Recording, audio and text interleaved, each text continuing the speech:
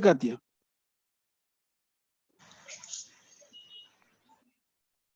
Adelante. Buenas noches a todos. Bienvenidos a la sesión de Biblia del Evangelio según San Marcos.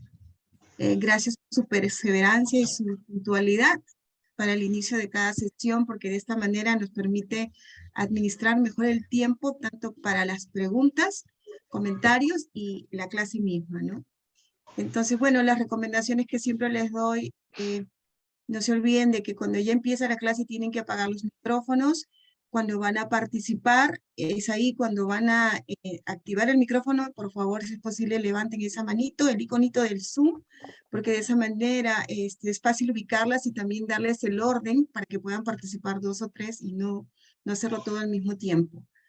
Entonces, bueno, en estos momentos les pido a todos silenciar los micrófonos porque nos vamos a poner en presencia del Señor para hacer la oración del Espíritu Santo como todas las sesiones. ¿Sí? Que sea Él quien dirija esta clase en manos de nuestro profesor Manuel Pablo Fernández. ¿Listo? Apagamos micrófonos, por favor. Luisita Techo, coanfitriona, ¿me ayudas con los micrófonos? Gracias. Empezamos en el nombre del Padre, del Hijo, del Espíritu Santo. Amén. Espíritu Santo, ilumina nuestro entendimiento para que al leer o estudiar la Sagrada Escritura sintamos la presencia de Dios Padre que se manifiesta a través de tu palabra. Abre nuestro corazón para darnos cuenta del querer de Dios y la manera de hacerlo realidad en nuestras acciones de cada día. Instrúyenos en tus sendas para que teniendo en cuenta tu palabra, seamos signos de tu presencia en el mundo. Amén. En el nombre del Padre, del Hijo, del Espíritu Santo. Amén. Ahora te damos pase, Manuel. Gracias. Sí, hermanos, buenas noches. Una vez más, gracias por estar presentes hoy día. Y los que no pueden estar, estamos con la grabación para que lo vean más tarde o en días siguientes. Antes de comenzar, quisiera pedirle a Katia, porque creo que ella ha ido recibiendo de algunos de ustedes inquietudes. Entonces, si Katia me las pudiera ir transmitiendo una por una, y de manera más Sí, breve Manuel. la vamos atendiendo, ¿no? Ok, bueno, me dices si podrías ayudar a definir qué es una perícopa. Porque... Ya. Una perícopa, el término suena raro, ¿no? Alguien pensaba la perícopa debe ser la mamá del perico, pero no es. A eso descartamos, ¿no? ¿Qué cosa es una perícopa? Es una unidad de lectura en la Biblia. Entonces, por ejemplo, ¿no? Nosotros hemos tenido el domingo, por poner solamente un ejemplo, antes de ayer domingo hemos tenido las parábolas de la misericordia en el Evangelio según Lucas, ¿no? Que son 3, pero realmente es una, y es la oveja perdida, la moneda perdida y el hijo pródigo, ¿no? Eso es una unidad de lectura, eso es una perícopa, por ejemplo, ¿no? La transfiguración, ¿no? Es una unidad de lectura. La circunstancia en que Jesús camina sobre las aguas en el mar de Galilea es una unidad de lectura. Cuando Jesús está en el encuentro con Nicodemo, o en otro encuentro con la mujer samaritana en el Evangelio según Juan, esa es cada una perícopa, ¿no? Entonces, en resumen, no se mareen, no se compliquen para nada. Una perícopa es una unidad de lectura. No es un capítulo, es menos que un capítulo, y no es un versículo, es de hecho más que un versículo, ¿no? ¿Se dan cuenta? Entonces, la perícopa no es menos que un capítulo, pero más que un versículo. Son varios versículos que juntos dan una unidad de texto y dan un mensaje completo. Pero si ustedes ven, revisando, y ahora vamos a ir viéndolo con marcos detalle por detalle, van a ver que cada capítulo tiene varias perícopas, ¿ok? Entonces, la perícopa no la define nadie, sino el criterio de cada uno. Por ejemplo, ustedes manejan una Biblia y la Biblia define sus perícopas, con esos subtítulos que ponen. Ahora, en el material que yo les pasé y que estamos leyendo para el Evangelio según Marcos, hermanos, yo he puesto pequeños títulos rojos, ¿no? Que marcan un pequeño texto. Eso es una perícopa. ¿Se dan cuenta? Ese texto que puede ser 1 o 2 párrafos, en algún caso un poco más, porque hay perícopas que son más largas, ¿no? Por ejemplo, a ver, uno que me acuerdo que es largaza, en el Evangelio según Juan, la famosa curación del ciego de nacimiento, ¿no? No tiene que ver con lo que vamos a ver hoy día, pero les digo como ejemplo. Esa perícopa que Jesús llega, los apóstoles le dicen, Señor, ¿Quién pecó, él o sus padres, para que sea ciego? Y Jesús le pone barro en los ojos y el hombre ve. Y luego se arma un lío con los dirigentes judíos, porque esa curación le hacen sábado. Entonces, todo un tema. 3 páginas, ¿no? Entonces, digo, 3 páginas en la letra grande que yo pongo, y es una perícopa. ¿Por qué? Porque es una unidad de lectura. Pero hay otras como que muy chiquitas también. Ese es el sentido de perícopa, entonces, ¿no? Está entre el capítulo, porque es menos que un capítulo, y el versículo, porque son varios versículos juntos. Y lo que define la película es, a la perícopa es, repito y termino, una unidad de lectura, una unidad de texto. No sé si los ayudo con eso. Sí, Manuel, gracias. Luego hay otra pregunta que me dicen, ¿qué es un exégeta y un agiógrafo?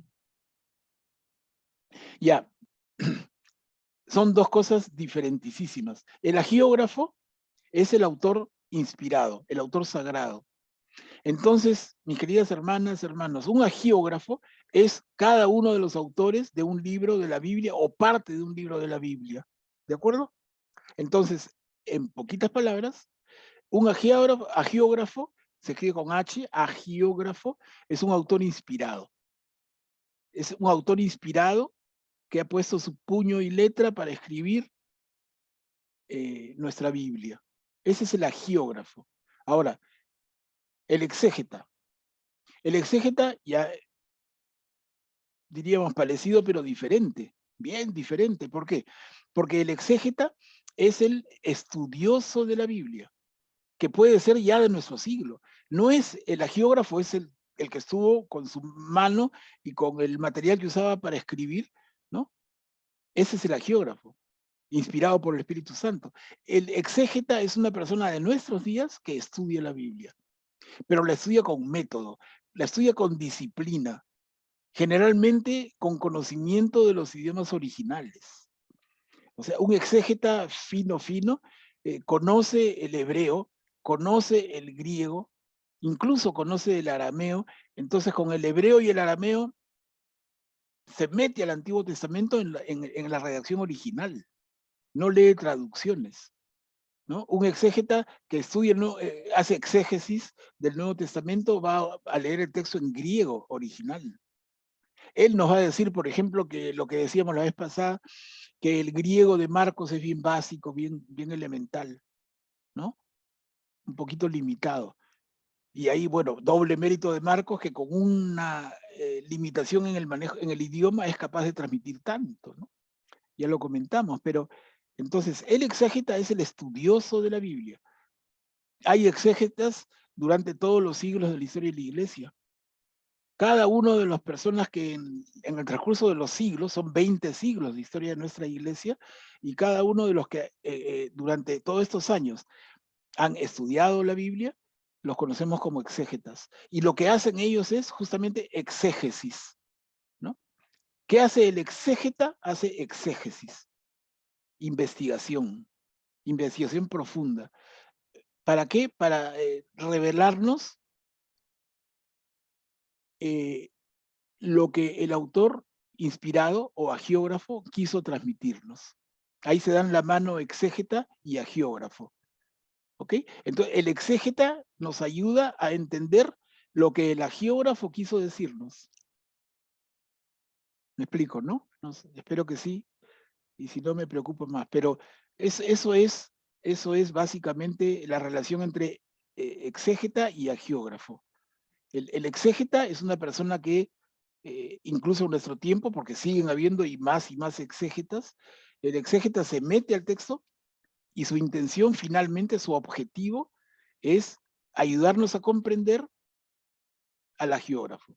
Porque el agiógrafo, como ahora nuestro querido Marcos en el Evangelio que estamos estudiando, tiene un sentido, tiene un propósito. Marcos nos quiere decir algo y el exégeta nos va a ayudar a entender lo que Marcos quiere decirnos, ¿no? Entonces, a ver, y en resumen, más resumen, ¿esto qué tiene que ver con nuestra manera de estudiar la Biblia y nuestra manera de hacer oración a partir de la Biblia? Todos ustedes conocen, y si quieren otro día lo podemos hablar con un poquito de calma, pero conocen la Lectio Divina. Bueno, la Lección Divina tiene como primer paso, son 4 preguntas al final, ¿no? Pero la primera gran pregunta de la Lección Divina es, ¿qué quiere decir el autor? En este caso diríamos, ¿qué quiere decir Marcos? ¿Qué quiere decir Marcos en una u otra perícopa? ¿Ve cómo vamos usando los conceptos? Entonces, Marcos es el agiógrafo, escribe perícopas. ¿Y qué nos quiere decir el agiógrafo en determinada perícopa? Entra el exégeta y nos ayuda a entender lo que el agiógrafo quiso decir.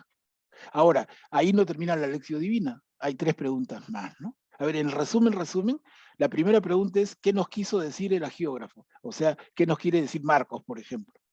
La segunda pregunta, el segundo paso en la lección divina es, ¿y eso? Que ya lo entendí, ¿no? Primer paso, tengo que darlo bien. O sea, entendí lo que quiere decirnos el agiógrafo, el autor inspirado, en este caso Marcos. Segunda pregunta, ¿y qué me hace decir a mí? Eso que dice Marcos, ¿qué me produce en mí? ¿Qué produce en mí? ¿Ok? ¿Qué produce en mí? Tercer paso, fundamental, ¿y qué me hace esto decirle a Dios? Entonces, entiendo al autor, al agiógrafo, esto me impacta de una manera y me hace responderle a Dios. Tercer paso. Y el cuarto paso es, ¿a qué actuación me lleva? O sea, el estudio de la Biblia, la lectura orante de la Biblia, la lección divina, nos enseña que la Biblia se estudia, pero para que transforme nuestra vida. No es solamente para ser más cultos, para tener más conversación, para dar lecciones y clases magistrales, no. La Biblia la estudiamos para un propósito fundamental, que es el propósito que Jesús quería, que cambiar nuestras vidas, que nos convirtamos, ¿no? Entonces, ¿qué nos quiere decir el autor sagrado del agiógrafo? Primero. Segundo, ¿y eso qué me dice a mí? Y tercero, ¿qué me hace esto decirle a Dios? Y cuarto, ¿y cómo me hace actuar? ¿De qué manera me hace cambiar en mi forma de actuar, de pensar, de ser, de proceder? Miren cómo entonces todo se relaciona. Agiógrafo, exégeta, lección divina, ¿no? No sé, Katia, si compliqué más o está más claro. No, está bien, de verdad. Muchas gracias, porque es una combinación, pues. Iba a decir, en las Biblias cuando escriben abajo la explicación, vendría a ser eso una exégesis Sí, del por texto. supuesto, claro. O sea, los pies de página, Ajá. como también las introducciones, claro, mejores o no tan buenas en una u otra Biblia, que ahí está la riqueza, pero como dice Katy, entonces eso es producto de exégesis, ¿no? Esos autores, No me va a caer nada. micrófono abierto, esos superestudiosos que normalmente son sacerdotes, pero no exclusivamente, ¿no? Hay personas que son laicos y que son tanto y más estudiosos, entonces, religiosos o no religiosos, pero todos cristianos muy comprometidos, que dedican años intensos de su vida, gran parte de su tiempo, y que luego hacen comentarios inspirados, ¿no? Maravillosos. Sí. Entonces está muy bien, Katia. Los pies de página es producto también de exégetas. Y acá viene la pregunta que viene con relación con eso. ¿Qué debo tener en cuenta, dicen, para comprar una Biblia, para poder tener una Biblia? Ahora que quieren que va a haber esta Expo Biblia, entonces van a haber varias, ¿no? Infinidad. ¿Cómo sé Claro. cuál debo escoger? Mira, ahí yo respondería porque ya, Katia, gracias porque has avanzado bastante en esa respuesta. Yo estuve mirando, que lo miro todos los días, nuestro WhatsApp con lo que se llama Amigos de la Biblia, y veo que Katia el día de hoy ha puesto alguna información, ¿no? Número 1, un señor ahí de bigotitos que explica cómo reconocer una Biblia católica de una no católica, y habla de 2 elementos. Ahí está clarísimo, ¿no? ¿Para qué repetirlo? Ahí lo pueden ver, es cortito el video, está en el WhatsApp, en el grupo de amigos de la Biblia, y 2 características, el Nils Obstad y el imprimatur. Imprimatur es que la iglesia, a través de algún obispo de alguna parte de nuestra América, algún obispo le dice, o de España, le dice, ok, imprímase, imprimatur. Y el otro, Nils Obstad, que es el mismo obispo que dice, no hay objeción. Es decir, esa Biblia no tiene herejías, no contiene herejías, no contiene distorsiones de la verdad cristiana, de la revelación de Dios. Entonces, la iglesia le da el visto bueno. Ese visto bueno tiene dos, y ustedes lo ven abriendo la Biblia en la segunda o tercera página, normalmente en la página de la mano izquierda, hay unos sellitos ahí, imprimatur y nils obstat, y dice que obispo lo está autorizando. Y eso es lo que diferencia una isla católica de aquella que puede ser de otra denominación cristiana. Luego, pero eso yo les digo no es suficiente. Porque, ok, yo veo una Biblia y dice, oye, tiene el imprimatur y el nils obstat, entonces ya es católica. Pero eso no significa que sea de las mejores, ¿no? Porque les digo, con todo el cariño a todos los esfuerzos de traducir la Biblia, pero hay unas mejores que otras. Entonces veo que Katia también les ha compartido en el chat de Amigos de la Biblia una lista que yo mismo le comenté y ella lo ha puesto con muy apropiadamente, creo, y ha puesto una serie, creo que son 9, si no recuerdo mal, de Biblias que yo les recomendaría, y cualquiera de ellas sí, cualquiera de ellas tan buena como la otra, ya es cuestión de gustos, ¿no? Es como decir, me voy a comprar una pelota de fútbol, oye, la quieres solamente blanca, con rayitas negras, que tenga colores, que sea fosforescente, ya es cuestión de gustos, ¿no? Pero realmente las que ha puesto Katia en el WhatsApp que compartimos, todas son excelentes, todas son, además que católicas, de buenísima calidad. Ahora, si me preguntan a mí, ya les he dicho varias veces, para mí la número 1 lejos, campeona mundial, pero por mi gusto, no es porque tenga nada distinto, es la Biblia que conocemos en el argot de la calle, como la Biblia argentina, que se llama La Biblia, el libro del pueblo de Dios. Se la recomiendo siempre. Es la que yo uso, por ejemplo, los textos que leemos, esto que estamos leyendo desde el martes pasado, es tomado de esa edición y esa traducción de la Biblia, hecha por 2 sacerdotes argentinos que ya fallecieron, el padre Armando Leborati y el padre Truso. Tremendos tromesotes, tremendos capos, ¿no? ¿Cuál es el gran mérito para mí? El castellano que emplean, como ya les he dicho antes, ¿no? Es un castellano fácil de leer. No sé si ustedes algunos de ustedes son más lectores, otros no tanto, pero los que son lectores me darán la razón. Cuando tú lees un libro bien escrito, no te cansa, pero lees un libro duro y te cansas a la segunda página, te da sueño, lo dejas. El padre Truso y el padre Leborati en esta Biblia han logrado eso, ¿no? Está escrito como que le hubieran aceitado las páginas y tus ojos fluyen, se deslizan, no te cansas, pasas las páginas sin darte cuenta. Ahora, eso con el cuidado que merece, ¿por qué? Porque han sido muy rigurosos en el texto original, ¿no? El peligro de hacer un libro, un texto muy fluido, es que descuidas el texto original y por mirar la forma te olvidas del fondo. Ellos han combinado de una manera magistral ese elemento, ¿no? De ser fidedignos al texto original hebreo o griego. Por ejemplo, hermanos, comentario adicional, la Biblia de Jerusalén, que tanto habrán escuchado ustedes, los sacerdotes la dan como número 1, yo la doy como número 2 nomás, pero la dan por número 1 porque es súper fidedigna con el texto original hebreo-griego, pero tiene como desventaja un poquito, y les digo para mí, que es un poquito pesadita, o sea, su forma la redacción no es tan nuestra, no es tan amigable, media española, media pesadita, ¿no? Como que ves una película española, te cansas, pues. Pero en cambio, la Biblia de la que les hablaba es de una fluidez extraordinaria y no pierde nada, nada con garantía, no pierde nada del sentido del texto original. Pero luego las otras, ¿no? Les repito, en la relación que ha publicado Katia, las demás tienen por ahí, hay lindas Biblias.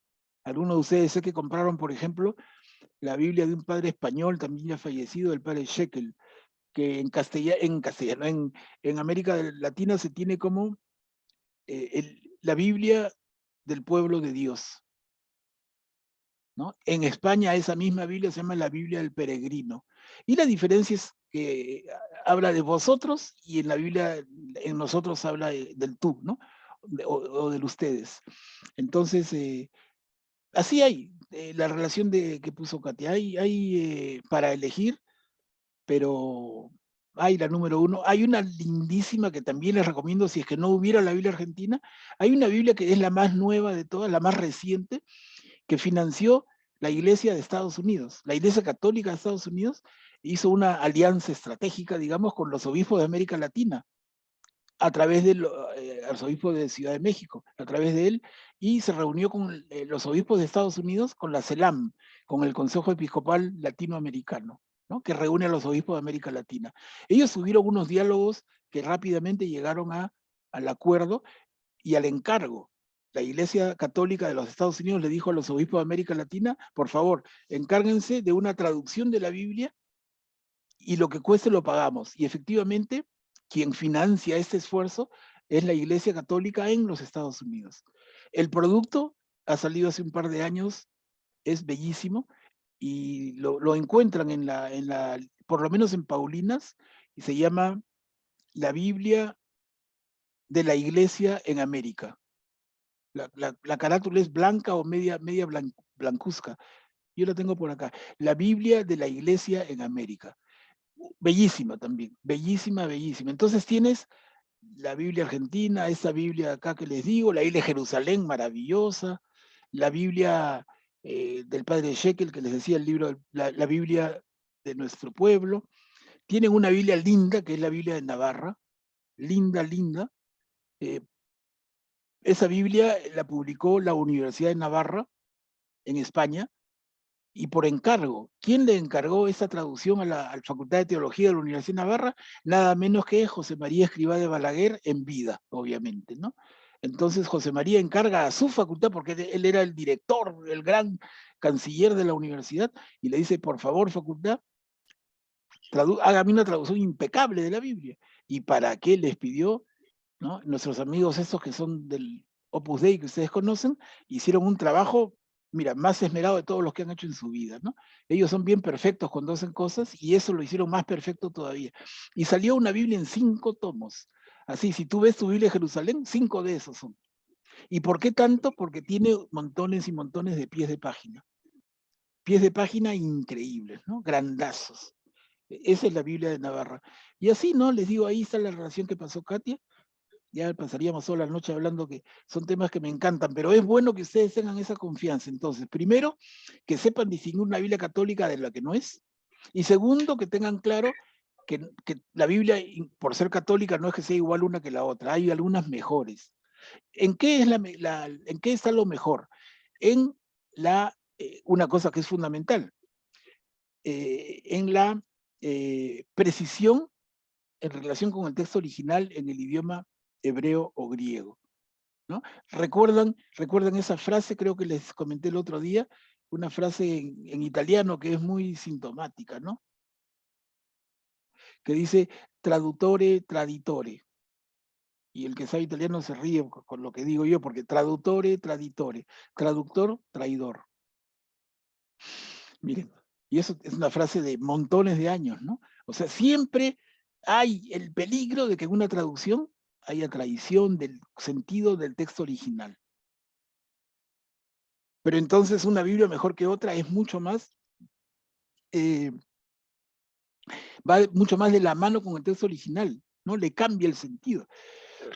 Y ahí la Biblia de Jerusalén es muy apreciada, pero las otras, les digo, también, ya no hay ese problema. Cada Biblia que sale es, diríamos, como que mejor que la otra. Qué bárbaro. Es una competencia de campeones, ¿no? Ya no sabes, todos son estrellas y dices, ¿quién es el mejor? Todos son los mejores. Es bellísimo lo que está pasando en la iglesia. Y alguien también podría preguntarme, oye, ¿y por qué se han alocado? ¿Por qué traducen tanto la Biblia?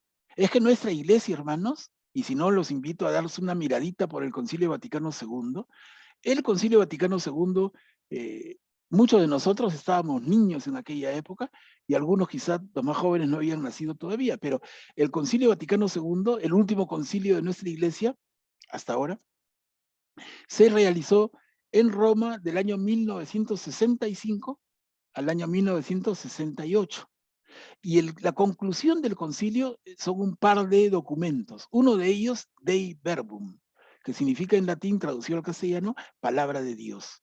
Y la encíclica, no es encíclica, perdón, esta carta apostólica ese documento del Papa, firmado por el Papa Paulo VI, Dei Verbum, entre otras cosas, señala con mucha fuerza que invita a los hermanos católicos de todo el mundo, con la debida preparación, a traducir la Biblia y a lograr traducciones de la Biblia que estén adecuadas a la realidad de cada región.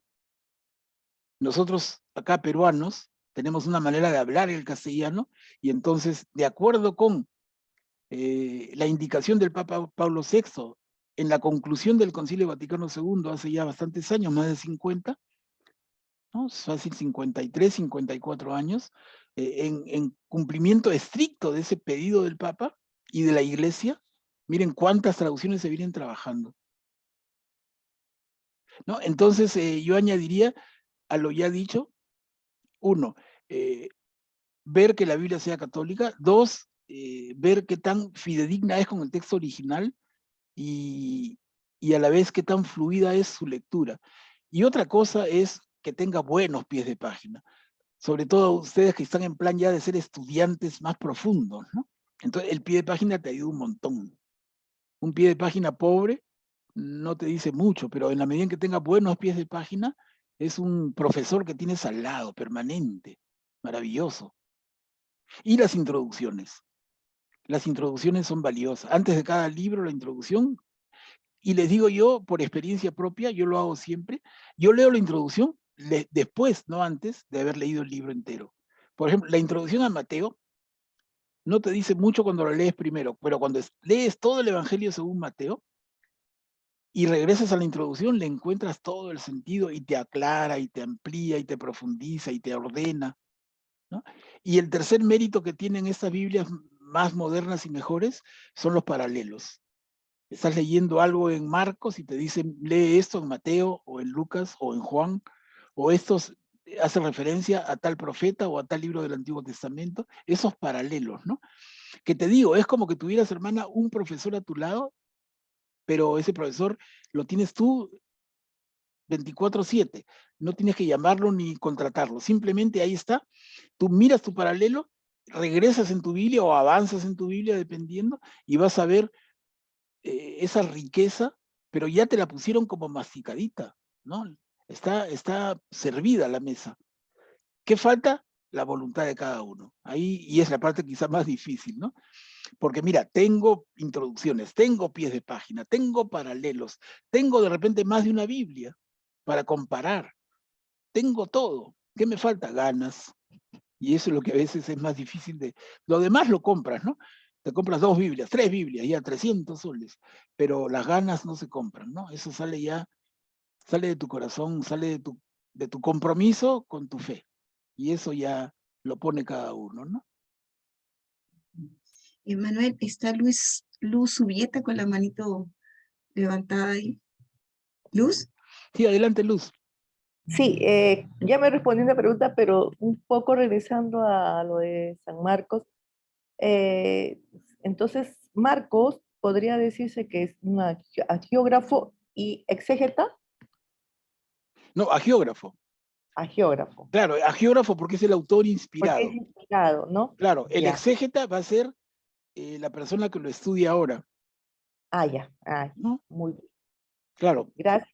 Sí, sí, gracias, Luz. Mira, tenemos, ¿no? Y no nos quedamos cortos, ¿no? En el Perú tenemos exégetas distinguidos, ¿ah? En el Perú tenemos exégetas distinguidos y maravillosos. Uno, a ver, no, es que decir nombres es como que el otro que no lo menciona es el reciente, ¿no? Pero uno que yo reconozco mucho y es una persona lindísima, además como persona, es un sacerdote que algunos de ustedes conocerán de la iglesia de Santa María Reina en San Isidro, el padre Eduardo Arens.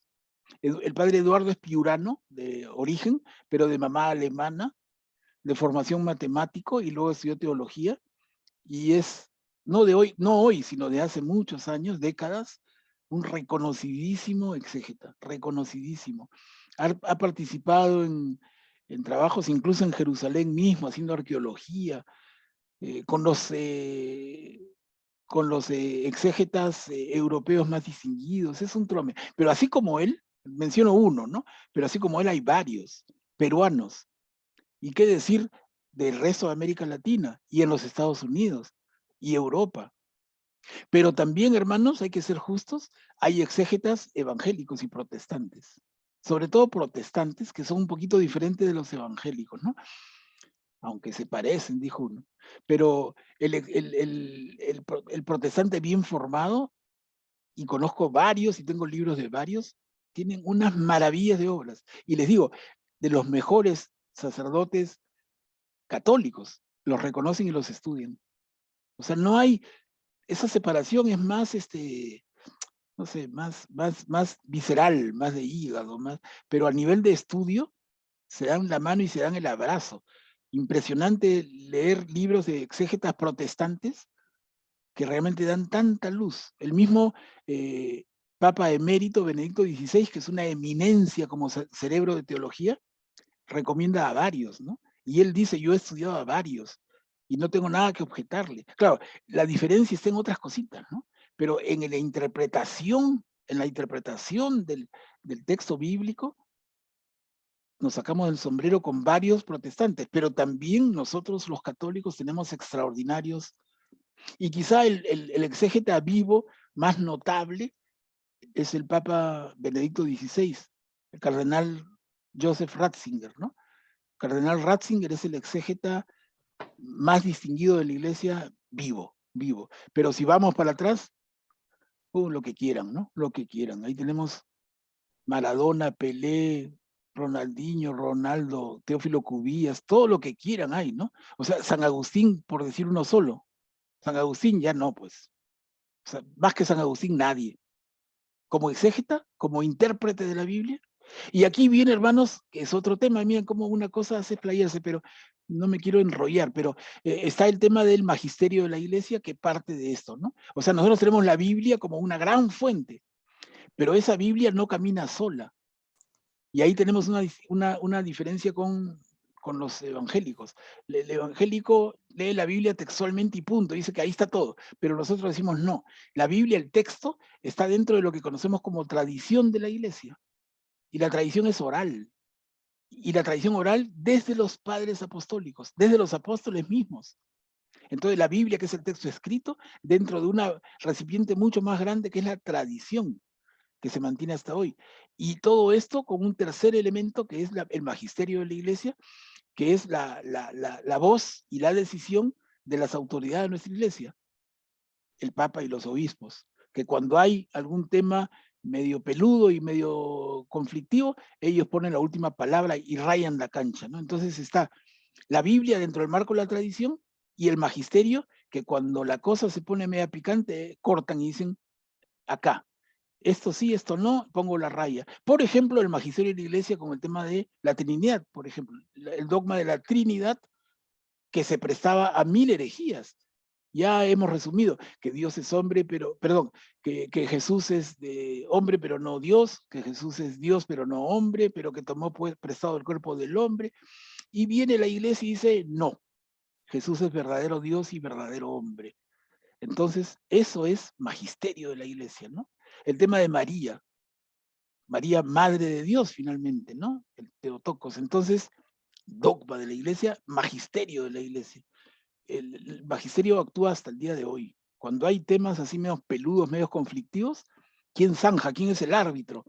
¿Quién es el gran tribunal constitucional que está por encima de los gobiernos? Es el Papa y los obispos. Ellos resuelven todo y con toda la autoridad.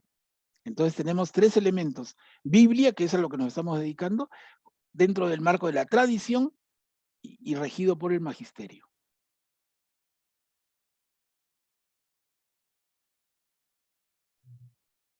Gracias, Manuel. Tengo una pregunta, por favor. Levanté la mano. Sí, sí, adelante. A mí me hace mucho ruido escuchar tantas traducciones de Biblias y esta es mejor y esta es más completa o es más linda o no sé.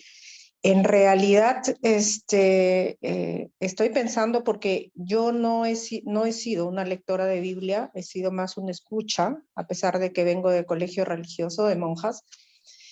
Sin embargo, cuando he intentado, digamos, comenzar a leer la Biblia, es exactamente eso lo que me ha hecho ruido, ¿no? Entonces, al comprar una Biblia me decidí por una y chao, no averigüé varias. La latinoamericana, bueno, intuitivamente pensaba que estaba un poco orientada hacia Latinoamérica y compré la Biblia esta que está hecha creo por este alemán no sé, el brasilero, o no sé, la Biblia de mi pueblo, o algo así, más No, por la... el padre Shekel con S, Shekel, ya. es español. Ya, Shekel, ya.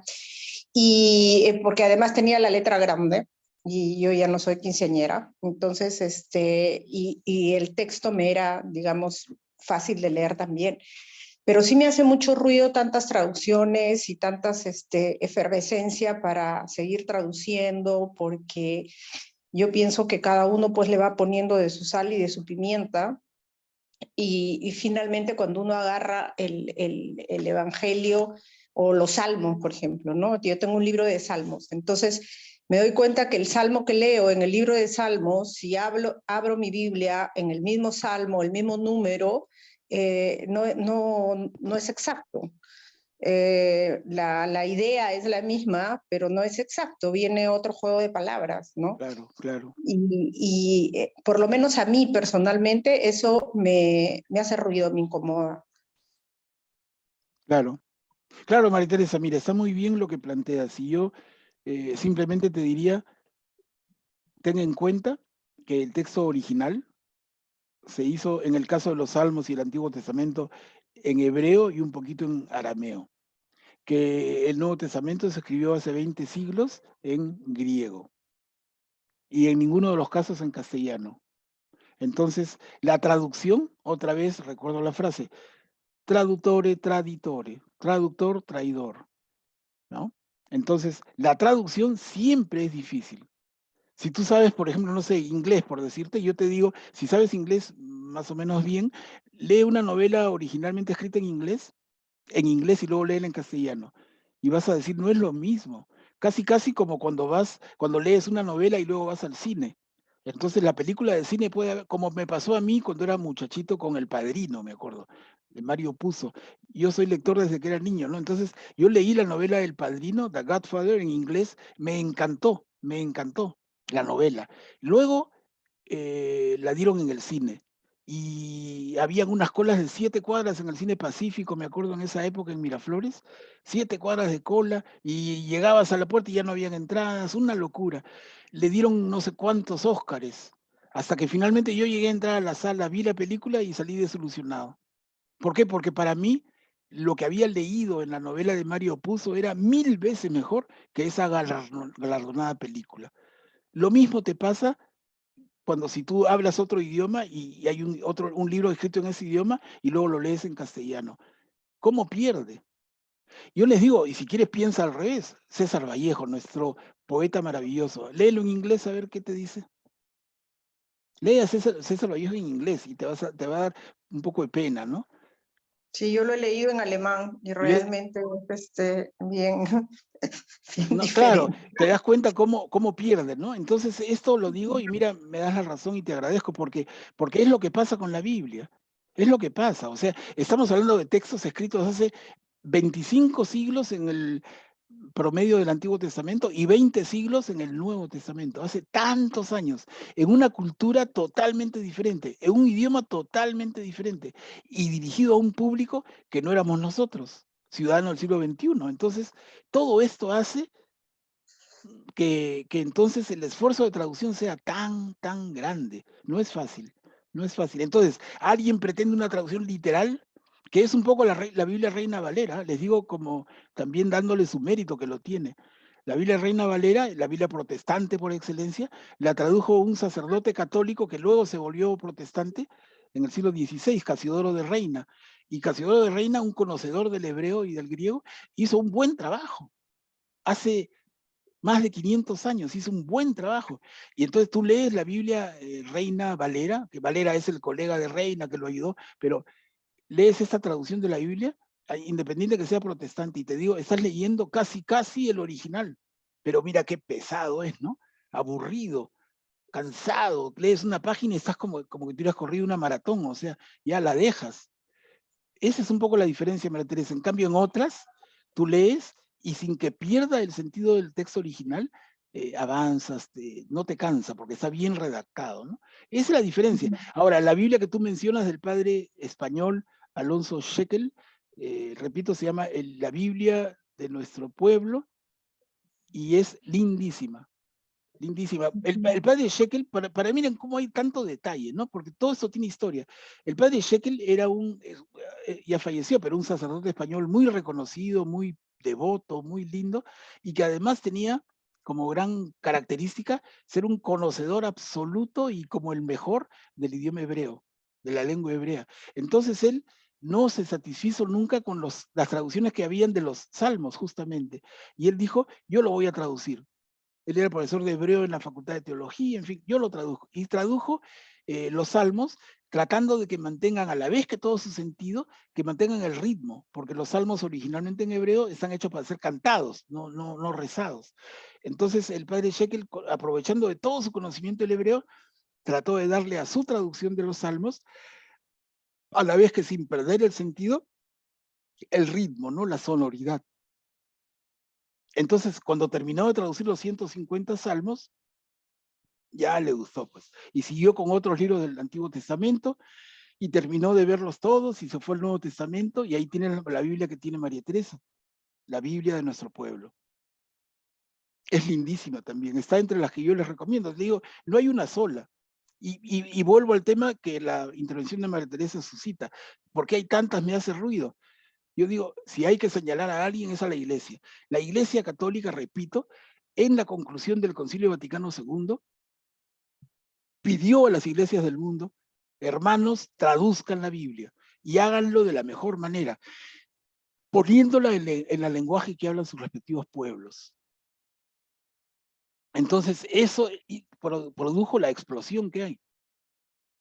Una explosión. Fácil, una docena de Biblias en castellano. Y me quedo corto. Y estamos. Pero en buena hora, porque no debería ser los problemas, al contrario, yo creo que tenemos la tranquilidad de que en la medida en que sea Biblia católica y alguna de las que yo les recomiendo, bueno, mi idea, ustedes pueden comprar una o la otra. Incluso si tienen la latinoamericana, no hay ningún problema que la estudien, ¿eh? Ningún problema. Yo les digo mi conclusión después de varios años de estudiar la Biblia, creo que se las comenté hace unas reuniones. Miren, es simplemente esta. Alguno de ustedes va a aprender a jugar tenis. Esta es una analogía. Van a aprender a jugar tenis. Entonces, me comentan a mí, y yo que soy hablador, les digo, mira, ¿tienes raqueta de tenis? No, tengo de frontón. No importa. ¿Tienes zapatillas? No, pero tengo las pantuflas que uso para levantarme. Mira, ¿no? Ya no importa, ponte las pantuflas. Y anda con tu raqueta de frontón con el profesor de tenis. ¿Qué cosa? Sí, si vas a aprender. Cuando tengas varias clases, tú solita te vas a dar cuenta de que esas pantuflas no son las más adecuadas, porque te enredas, te tropiezas y te vas a comprar zapatillas. Y luego esa raqueta de madera de frontón, no, y te vas a comprar una raqueta de tenis, pero ya le agarraste el truco y el gusto. Para comenzar, cualquiera vale. Y les digo, para comenzar el estudio de la Biblia, hermanos, la Biblia latinoamericana basta y sobra. Incluso la Biblia Reina Valera protestante sobra y sobra. No hay ningún problema. O sea, ustedes solas y solos van a ir dándose cuenta. En la medida en que van acumulando horas y horas de lectura y estudio de la Biblia, van a ir sintiendo la necesidad de avanzar a otra si es que fuera el caso. Y de repente se quedan con la Biblia que tienen y no hay ningún problema. ¿Se dan cuenta? No es un tema. Yo voy a tomar clases de tenis y me compro las zapatillas más finas. Y resulta que voy a la primera clase y no voy a la segunda. ¿Para qué sirvieron las zapatillas? Para ir con tu blue jean a salir a caminar. Pero yo creo que lo primero es tomar la decisión de estudiar la Biblia, de empezar el estudio, y en la medida en que vayan avanzando, ustedes solitos se van a ir dando cuenta de, oye, esta Biblia ya me va faltando, necesito más A ver, voy a buscar otra, ¿se dan cuenta? Sí, yo no me hago problema por ahí. Yo he tenido compañeros, les digo, en la maestría de teología, en la Facultad de Teología, hace años, compañeros en la maestría, repito, que estudiaban con la Biblia protestante, con la Biblia Reina Valera. Y los profesores que eran sacerdotes católicos se sonreían, pero nada más. ¿Acaso le decían, hermano, te vas a equivocar, te vas a confundir? No, no pasa nada, no pasa nada.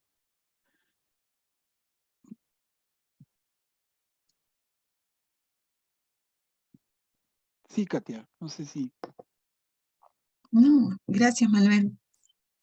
Está bien, creo que ya no hay más.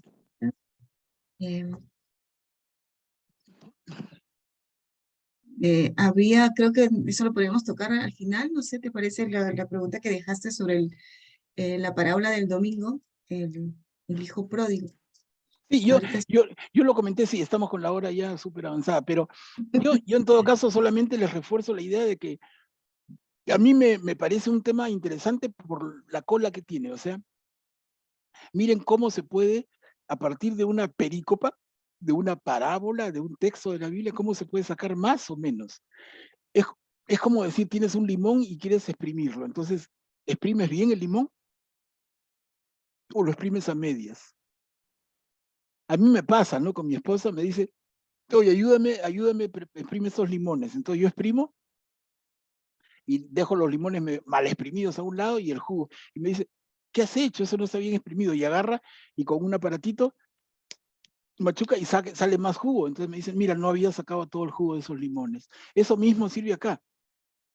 Cuando nosotros leemos uno u otro evangelio, le sacamos todo el jugo y el ejemplo excelente es el del domingo.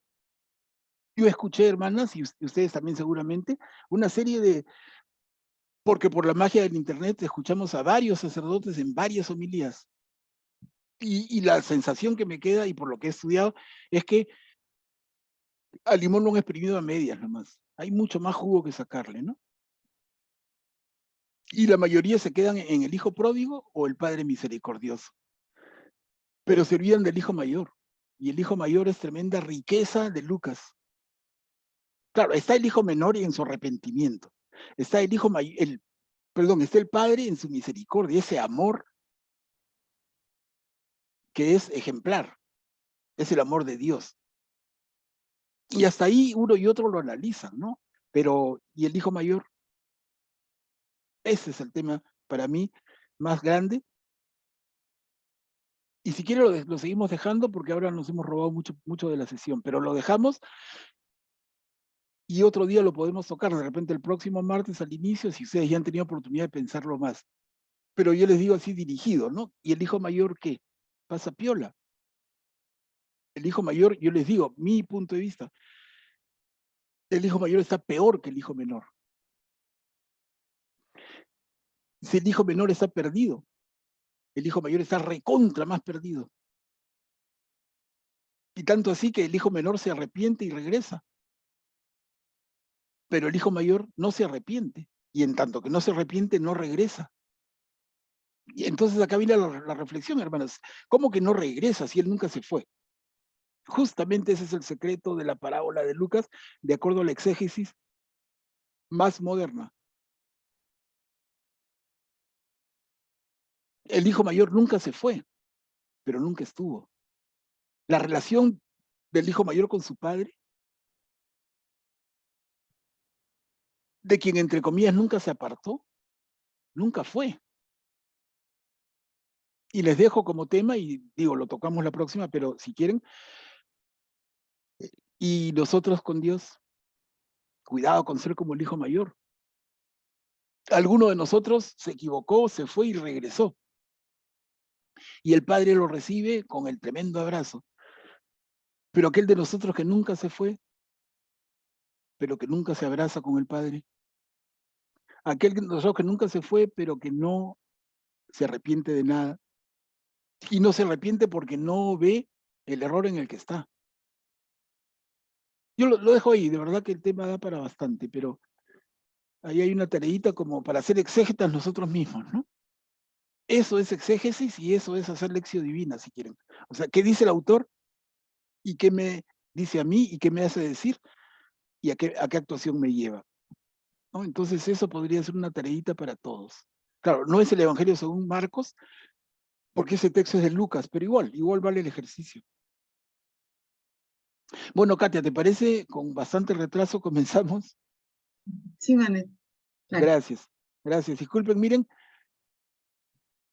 nos hemos distraído bastante, pero bueno, distraído en términos de nuestro propio tema, que es la Biblia, ¿no? Es el Evangelio. En cuanto al Evangelio según Marcos, hemos podido leer solamente la mitad del primer capítulo. Nada más, y miren, nos hemos demorado.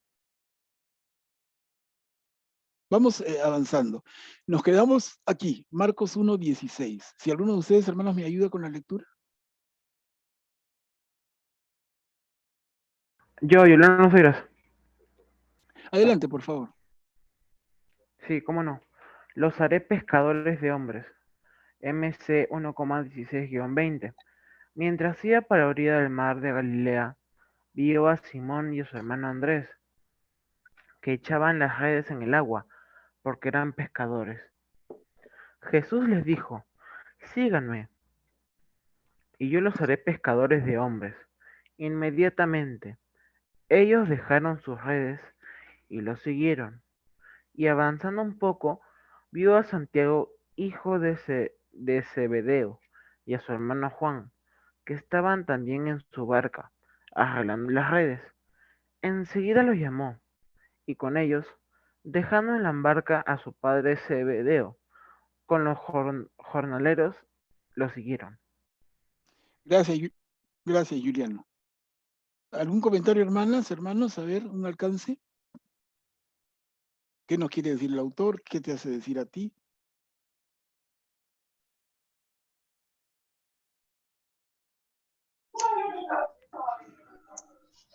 Bueno, yo creo que esto quiere decir que, o sea, que al principio tiraban las redes al agua porque habían sido pescadores. Entonces Jesús dice que ellos lo sigan a él, a Jesús, y Jesús los va a hacer verdaderos pescadores de hombres. Y ahí es cuando, y como habían escuchado la palabra de Jesús, ahí todos lo comenzaron a seguir. Gracias, Juliano. ¿Alguien más en ese sentido? Sí, Germán. ¿Alguien más? Sería bonito que participen y nos vamos enriqueciendo todos. Sí, una pregunta. No sé si me escucha. Sí, perfecto. Ya, en esta parábola en realidad no se ve las fechas, ¿no? Porque al primer momento Jesús llama a los hermanos Andrés y luego después pasa, no sé cuánto tiempo pasa, pero encuentra a los otros y también le dice, sígame. Entonces, esa posición de diferentes fechas me hace pensar que Jesús de repente estuvo buen tiempo con ellos, de modo de que pudo atraerlos, ¿no? Porque ¿cómo podríamos explicarnos que al solamente decir, sígame, y ellos lo siguen? Algo espontáneo, ¿no? Que dejan todo su trabajo, todo su quehacer diario, y bueno, me voy detrás de este hombre. Claro, digamos, ¿no? excelente punto, Germán. ¿Ya? Bueno, eso un poco quisiera que nos pudiera aclarar. Excelente punto, Germán, y justamente es el tema central. ¿Alguien que quiera comentarlo, Beatriz? ¿Es otro punto o sobre esto? Sí, buenas noches, sí. No, claro, es de esto mismo. Veo dos cosas. Por ejemplo, veo que primero el Señor Jesús los mira, o sea, Él es el que los ha buscado, ¿no? Él es el que los identifica y me llama mucho la atención también la autoridad con la que Él los llama, ¿no? O sea, no es un vamos a hacer esto, los acompañó, no, sino es un síganme, es una palabra así concreta Y en la otra parte también cuando ve a Santiago, también igual, ¿no? También les dice, enseguida los llamó. O sea, es la autoridad que presenta el Señor Jesús, ¿no? Para a los escogidos que él había visto. Gracias, Beatriz. Entonces, nuestra hermana Beatriz resalta la autoridad de Jesús, ¿no? Síganme. Excelente. ¿Alguien más? Sí, yo quisiera Manuela, decir, sí. sí, gracias. Yo podría ver ahí que Jesús conocía los corazones de esas personas, ¿no? Sabía que ellos no iban a preguntar mucho y solamente a aceptar que Él era realmente el Salvador, ¿no? O sea, para ellos no había preguntas, solo seguirlo a Él porque ya tenían como predispuesto su corazón para seguir a Jesús. Una preguntita. Sí. ¿Jesús los llama o los compromete a seguirlo? Jesús los llama. Y obviamente a partir de llamarlos viene el compromiso, ¿no? Pero los llama. Los llama. Es lo que decía Germán desde su intervención inicial, ¿no? ¿Cómo es posible? Eso tiene que haber pasado más cosas. ¿Cómo es posible que Jesús pase y le dice a Simón y Andrés o a Santiago y Juan, síganme? Y lo siguen. ¿Cómo es esto, no? ¿Cómo lo sienten ustedes? ¿Cómo lo podríamos ver? Hay dos lecturas, definitivamente siempre, cuando vemos la Biblia y en particular el Evangelio, y es la lectura literal, o sea, lo que dice la letra por letra, o lo que vale más, que es lo que el autor inspirado, el agiógrafo, en este caso el evangelista Marcos, quiere decirnos. ¿Qué quiere decirnos el evangelista?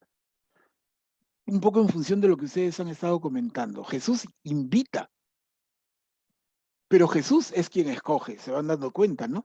No es que Jesús camina a ver quién se suma a ellos. No, ¿quién se suma a él? Jesús pasa e invita a Simón, que va a ser Pedro, ¿no? Invita a Pedro y Andrés, luego invita a Santiago y Juan. Jesús va escogiendo a sus discípulos y los invita con una palabra que es casi una orden, ¿no? Síganme. ¿Y qué nos dice el texto? Inmediatamente ellos dejaron sus redes y lo siguieron. En el otro caso, ellos dejando en la barca a su padre con los jornaleros, lo siguieron. O sea, al llamado de Jesús, aquellos que son llamados lo siguen sin dudar. Nadie se resiste al llamado del Señor. Así es, Mari, ¿no? Así es. Pero, y en términos nuestros y de la iglesia del siglo XXI, de las comunidades en las que participamos, es que todos estamos tan dispuestos a seguir la invitación de Jesús, o hay algunos que se resisten. Y en el mismo tiempo de Jesús, hermanos, miren, piensen un poquito, porque nosotros vemos más adelante en el Evangelio cuando ese encuentro que nos narran como de Jesús con el joven rico, ¿se acuerdan? Jesús al joven rico, lo vamos a ver en su momento, pero acá tiene que ver mucho. Jesús al joven rico también le dice, sígueme. Pero ¿cómo le contesta el joven rico? Pucha, qué difícil, ¿no? O sea, seguirte a ti, dejar lo que tengo y seguirte. El rico tiene tanto que dejar que le cuesta un montón, pero en cambio, estos muchachos pescadores dejan sus redes, dejan lo que tienen y lo siguen. Entonces, sí, acá un ratito para terminar la idea, entonces, miren, para terminar la idea. Entonces, ¿qué vemos acá? Jesús invita, pero todos están en la misma condición de seguirlo. Y la respuesta es no, no entonces, sino ahora. A algunos, hoy Jesús nos llama, algunos contestamos con más decisión, y como decía la hermana que intervino hace un ratito, con más compromiso. Otros no, otros se hacen los locos. Otros, y acá viene la palabra del sembrador, pero perfecta, ¿no? Porque la semilla del sembrador que es Jesús cae en diferentes calidades de suelo. En unas germina y en otras no. ¿Qué clase de suelo somos nosotros? Porque la semilla cae para todos, pero unos tienen corazón de piedra. Y lo vamos a ver en detalle, pero otros son tierra fértil y la semilla germina y da fruto. Miren, entonces esta idea es muy importante para entender la invitación que nos hace Jesús y la respuesta que le damos, ¿no? Sí, hermana, querías participar. Diana Valdivieso levantaba la mano antes que Alicia. Alicia, primero Diana y luego tú, ¿sí? ¿Qué tal? Buenas noches. Mi pregunta era, Nataniel creo que era el que era un fariseo o era uno de los sacerdotes, creo a quien Jesús también lo invitó para que participe de su grupo de los que lo seguían, entre ellos los apóstoles, pero creo que él sí desistió, ¿no? Natanael no, Natanael fue apóstol, claro. No, Es un perdón. israelita, no, es un muchacho, Natanael es un muchacho del pueblo de Israel, pero ese está en el Evangelio según Juan, no acá. Ah, Y, ya y sé. Jesús lo invita y le dice, yo te vi a ti debajo de una higuera, Sí. antes de que Andrés se llamara, yo te vi a ti. Y eso tiene todo un significado. Cuando estudiemos el Evangelio según Juan, vamos a entrar en profundidad un poco en la intención del evangelista Juan, del agiógrafo, en qué cosa quiere transmitirnos con uno y otro de estos llamados, ¿no? Es bien bonito. Pero claro, sí. Alicia. Yo Gracias, Diana. tenía idea que algunos de Andrés, ellos eran parientes de Jesús, eran primos, me parece. Pero ¿O no? podría ser o no, no tenemos evidencia, ¿no? Que Andrés, por ejemplo, acá habla de Andrés, es hermano menor de Simón. Simón Pedro, es Pedro. Y ahora, que Pedro fuera pariente de Jesús, no tengo conocimiento, ¿no? Simón Pedro y Andrés son dos personas pescadores en Cafarnaúm. Y Jesús es de Nazaret. Están cerca, pero no son el mismo pueblo, ¿no? Ahora, si son parientes, no sé, sería novedad, pero digamos que no le hace la diferencia, ¿no? Si a ustedes me preguntan, ¿son parientes? Yo les diría no. Pero realmente no tengo fundamentos tampoco para decirles que no son. Pero no conozco ninguno que diga que sí son, ¿ok? No tenemos tanta información. Permíteme, hermano. Sí, no encuentro la respuesta en el sentido de que, bueno, estoy entendiendo de que a ese llamado y esa espontaneidad de seguirlo debe estar nutrido de algo, ¿no? En el sentido de que Jesús ha predicado ahí, Jesús ha demostrado muchas cosas que para ellos ha sido, digamos, como conceptuar en él un hombre, porque ellos no sabían que era Jesús, no sabían que era el Hijo de Dios, ¿no? Entonces ha tenido que convencerlo, sea por la prédica o por lo atractivo que es Jesús, para que en ese tiempo después ellos estén completamente convencidos de seguirlo a donde vaya. Igual ha pasado en el segundo grupo, ¿no? Posiblemente porque ya no es el mismo día, porque habla de que están preparando las redes y ese preparar redes ya no es otro momento, ¿no? Entonces creo que haya habido una prédica profunda de Jesús para que después ellos convencidos lo han seguido.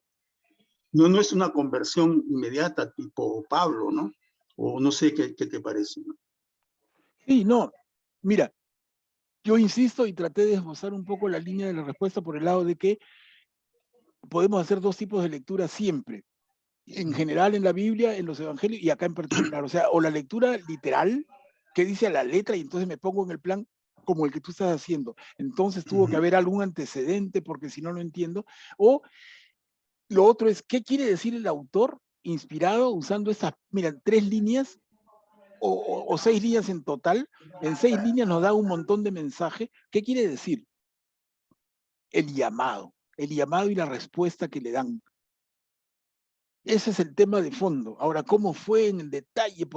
Lo que tú dices podría ser, podríamos pensar en otra interpretación también, más espiritual, y decir, no, ellos lo siguieron por pura fe, pero ¿fe a qué? ¿No? Si no lo habían escuchado.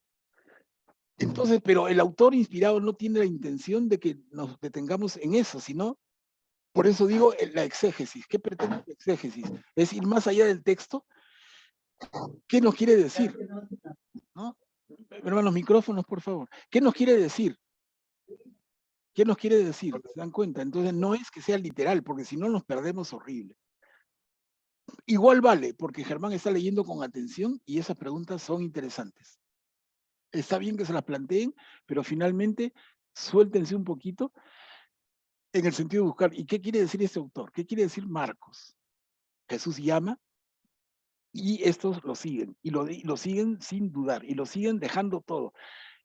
Y lo siguen inmediatamente. Y luego, como les decía, vamos a poder comparar esta respuesta como la que tiene Jesús cuando invita al publicano Mateo. Un publicano es un cobrador de impuestos, ¿no? Mateo está en su mesa cobrando impuestos y Jesús pasa y le dice, sígueme, y Mateo deja la mesa y lo sigue. Y esa respuesta inmediata, esa es la respuesta inmediata que debemos tener nosotros los auténticos cristianos. El Señor te llama y lo sigues. Sí, Señor, mira, te voy a seguir, pero déjame ordenar mis cosas, déjame ir a despedirme de la familia, como va a decir más adelante en el Evangelio. Déjame ir a enterrar a mi padre, deja ir a poner en orden mi casa.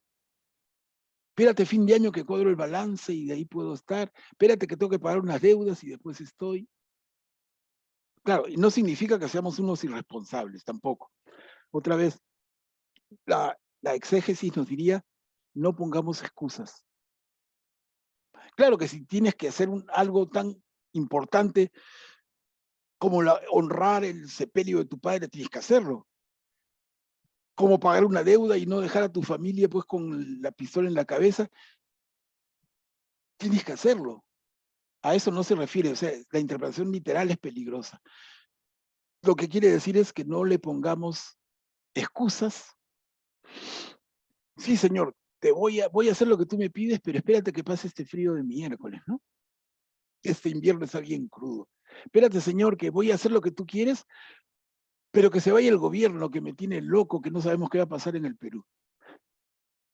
Señor, te voy a seguir, pero espérate que la abuelita que tengo en Europa que vende alfajores está enferma, ¿no? Entonces siempre tenemos excusas y eso es lo que el Evangelio trata de alertarnos. Cuidado, que somos campeones, en general los seres humanos, de antes y de ahora, mujeres y hombres, somos campeones para poner excusas. Lo voy a hacer, pero... Y la reflexión de fondo, la exégesis a la que nos lleva esto, es esa, ¿no? Si Jesús te llama, síguelo y cuidado con las excusas. No sé si los ayuda eso.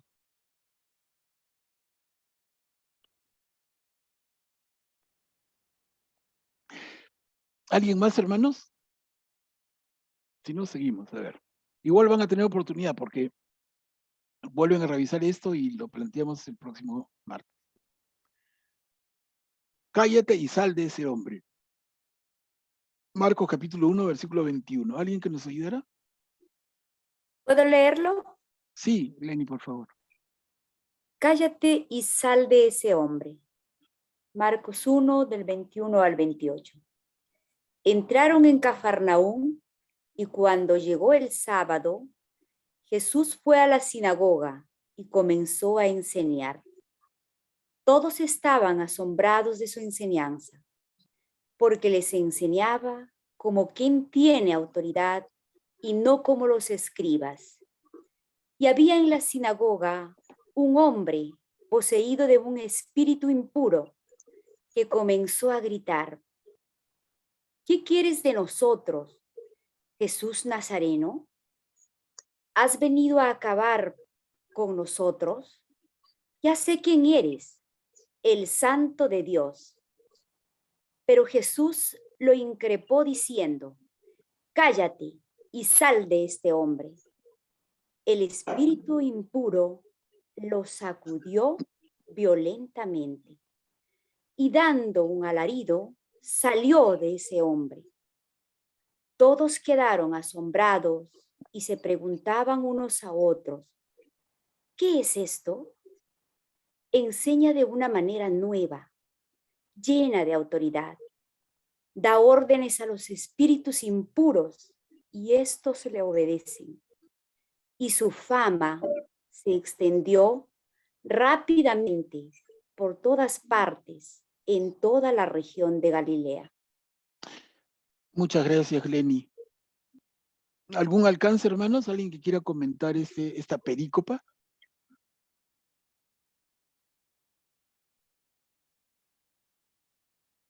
Diana, adelante. Jesús conocía claramente al enemigo, ¿no? Conocía, o sea, lo conocía perfectamente y por eso con esa autoridad también le indica que salga, ¿no? Ujú. Sí, Diana, perfecto, muchas gracias. Jesús conoce al enemigo y el enemigo lo conoce a él, ¿no? ¿Qué quieres de nosotros, Jesús Nazareno?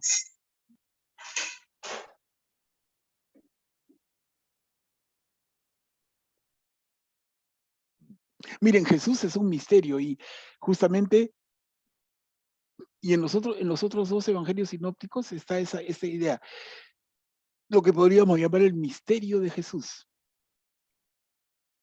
¿Cuál es el misterio de Jesús?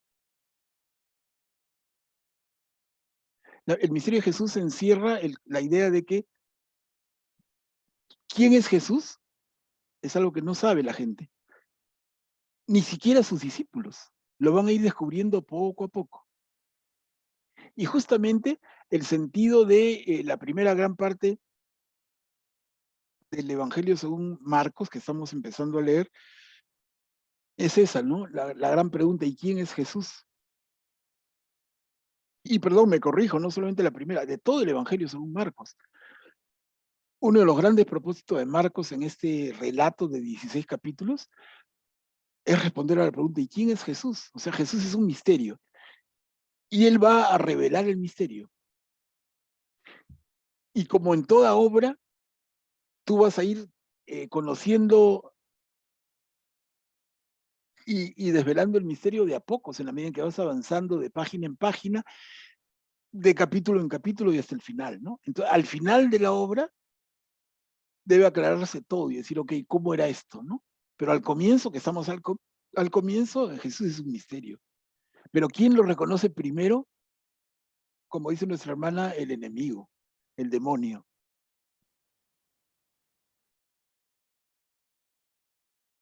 Y lo hace mucho antes que los propios discípulos incluso, ¿no? Vamos a ir viendo, y yo se los voy haciendo notar porque es bien importante, cómo en el Evangelio según Marcos, cómo los discípulos están confundidos y siguen confundidos y terminan confundidos. Es bien duro. O sea, no, Jesús es un misterio que se les hace dificilísimo de revelar, de entender, pero para el demonio eso está clarito quién es, ¿no? Sí, hermano, Dios a intervenir. Yo creo que el demonio lo conocía porque en Marcos 12 habla de las tentaciones. O tentó a Jesús en el desierto, que de ya sabía el poder de Jesús, quién era Jesús. Claro, lo vimos en el martes pasado. Sí, perfecto, Josué. El enemigo sabía quién era Jesús. Claro, Josué, sí. Es correcto. ¿Claudia? Sí.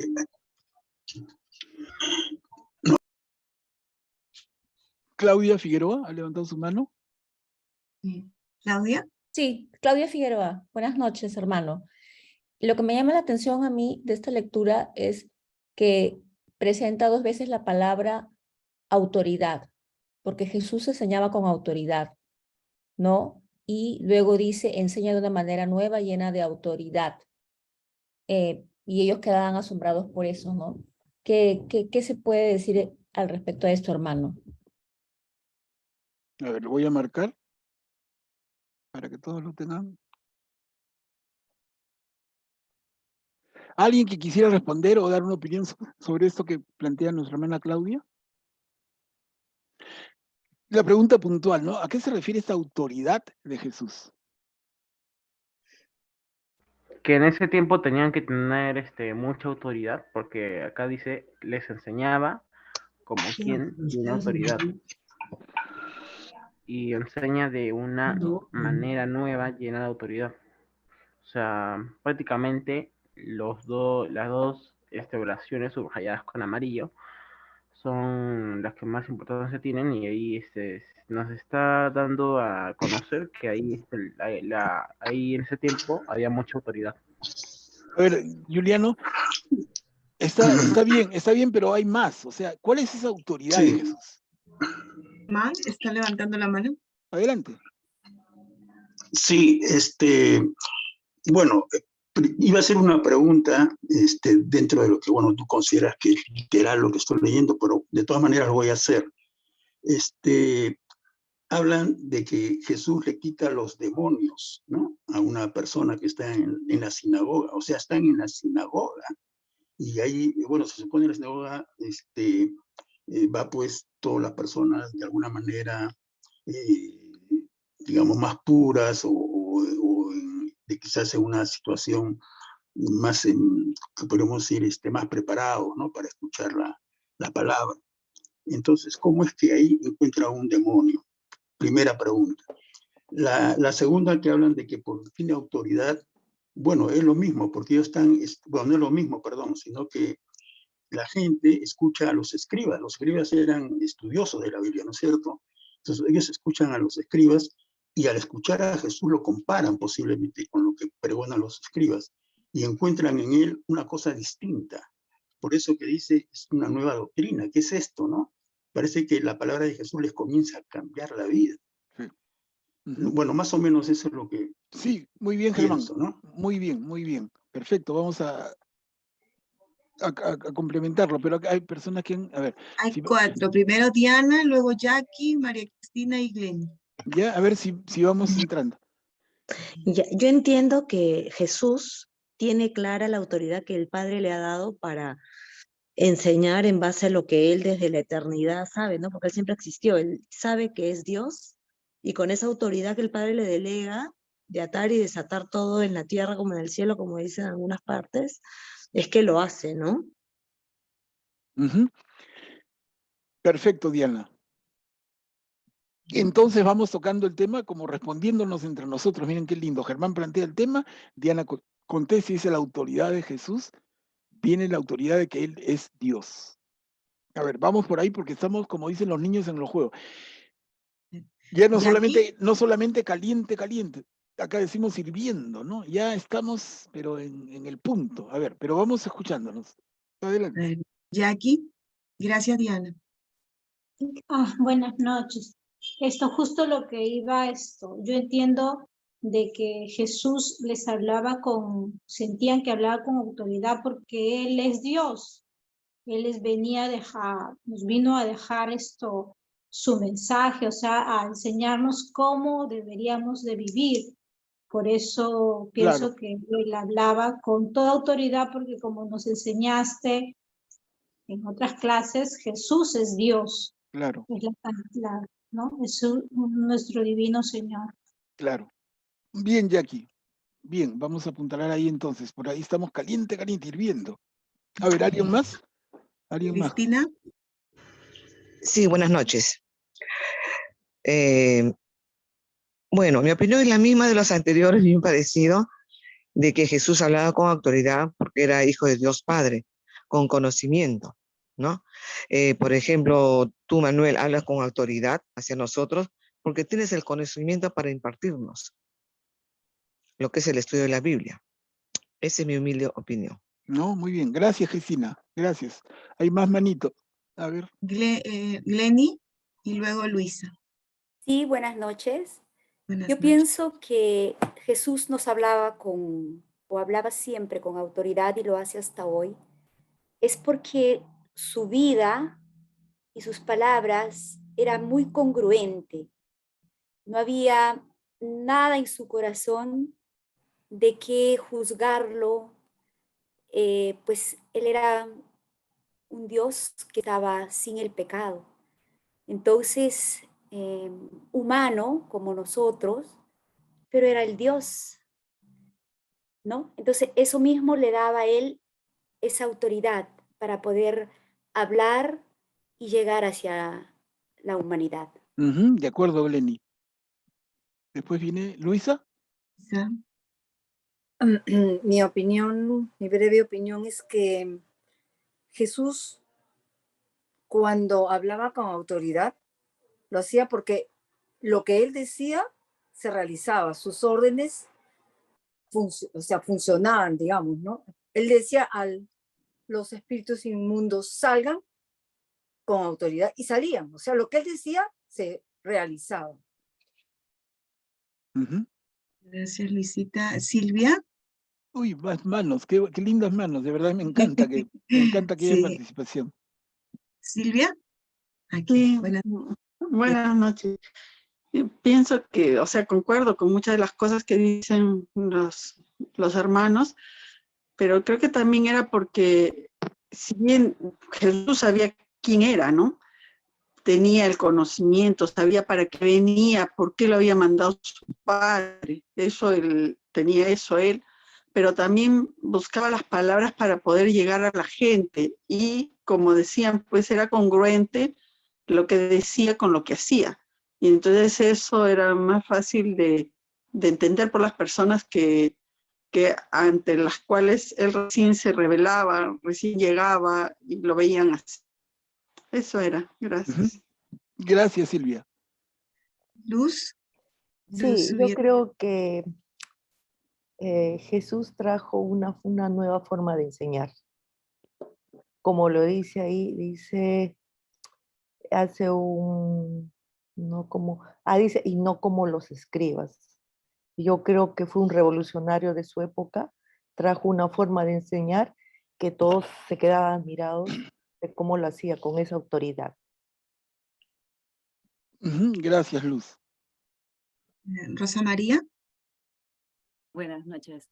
Yo creo que Jesús hablaba con autoridad, como cuando lo hacemos las madres a nuestros hijos, con todo el amor del mundo, porque queremos lo mejor para ellos, ¿no? Eso es lo que pienso. Perfecto, gracias, hermana. Mira, no sé si hay alguien más. Sí, Nancy, ¿puedes activar tu micro, por favor? A ver. Sí, buenas noches. Bueno, yo pienso que Jesús hablaba con autoridad porque era propio de un líder, de un rey, ¿no? En este caso, bueno, de Dios. Claro. Miren, a ver, no sé, ¿hay más? Hermano, Jesús tenía una autoridad absoluta, tanto en sus acciones como en sus palabras. Claro, de acuerdo. Entonces, a ver, redondeando todo lo que han comentado, que todo está, como les decía, ¿no? En ese juego de los niños frío, frío, caliente, caliente. Bueno, ustedes están hirviendo porque ya más que caliente. Pero, ¿cuál es el tema entonces? Para resumir en un solo concepto lo que ya han dicho muy bien. ¿Cuál es esa autoridad de Jesús? Miren, cualquiera otro preparado, como los escribas, como los maestros de la ley, como el propio Moisés en su tiempo, hablaba de parte de Dios. Pero cuando Jesús habla, es Dios que habla. Y ahí está toda la autoridad de Jesús. ¿Por qué tiene mucha más autoridad? ¿Por qué dice? Porque les enseña de una manera nueva, llena de autoridad. ¿Por qué dice les enseñaba como quien tiene autoridad? ¿Cuál es esa autoridad de Jesús? Es que es la voz de Dios que habla. No es la voz de alguien que dice de parte de Dios. No. Es Dios mismo. Tremenda autoridad.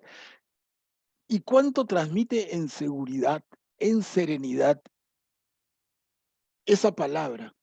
No es la palabra de un líder o de un rey. Es la palabra de el líder, de el rey del mundo. Es Dios que habla. Jesús es Dios. En la segunda persona de esa misma sustancia. Jesús es Dios encarnado, es Dios hecho hombre. Es Dios entre nosotros. Imagínense la autoridad que tiene al hablar. Es Dios que cuando crea el mundo con su sola palabra, hágase la luz y la luz se hizo. Sepárense la tierra del cielo y se separaron. Y sepárense la tierra de los mares y se separaron. Es Jesús que cuando hay una tempestad en medio del lago de Genesaret, le dice al mar, cálmese, y el mar se calma, y los apóstoles dicen, ¿quién es él? Que hasta la naturaleza lo escucha y le obedece. Es que es Dios en su palabra creadora. Esa es la autoridad de Jesús, porque Jesús, repito, Jesús es Dios. La autoridad de Jesús cuando habla es la autoridad que tiene como Dios encarnado, y nadie más la tiene. Entonces, él escriba, el maestro de la ley, el profeta y quien fuere, habla de parte de Dios o habla de Dios. Como el Señor nos enseñó, hagamos tal cosa. Como el Señor nos pide, hagamos tal otra cosa. Pero Jesús dice, yo les digo, esa es la autoridad de Jesús. Claro, aquí estamos empezando el Evangelio, estamos todavía en el capítulo 1, miren, Marcos 1, del 21 al 28, ¿no? Estamos en el capítulo 1, pero ya están dibujándose las líneas maestras de lo que va a ser esto, la autoridad de Jesús. Y esa autoridad viene, repito, y lo han dicho ustedes muy bien, viene de que Jesús habla por él mismo, no habla por otro. Jesús no habla por un mensaje que Dios transmite. Jesús dice, yo les digo porque Él es Dios. Ahora, Germán en su intervención inicial también nos puntualizó algo que he marcado en color verde. Dice al comienzo, llegó el sábado, Jesús fue a la sinagoga y comenzó a enseñar. Y es un punto que es interesante, y gracias Juan también por resaltarlo. Jesús en la sinagoga. ¿Qué es la sinagoga? Es el pequeño